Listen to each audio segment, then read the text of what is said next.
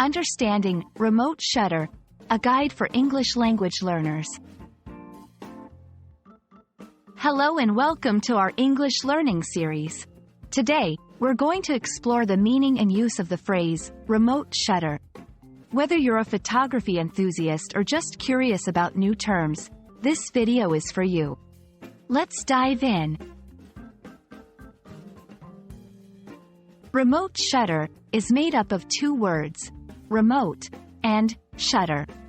The word remote means something that can be operated from a distance. It often refers to electronic devices. On the other hand, shutter refers to a device that opens and closes to expose film or a digital sensor in a camera. So, when we put these words together, a remote shutter is a device that lets you take a photo from a distance without touching the camera. A remote shutter can be a small handheld device or a smartphone app.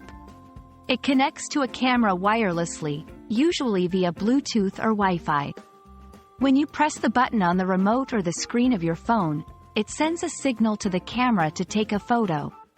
This is especially useful for taking group photos where the photographer wants to be in the picture, or for avoiding camera shake during long exposures. Remote shutters are great for various photography styles.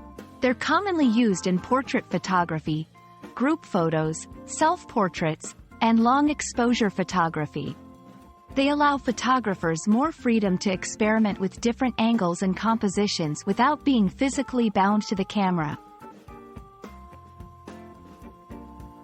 That's all for our exploration of the phrase, remote shutter. We hope this video has enhanced your understanding and maybe even sparked an interest in photography. Remember, learning new phrases is a great way to expand your English vocabulary.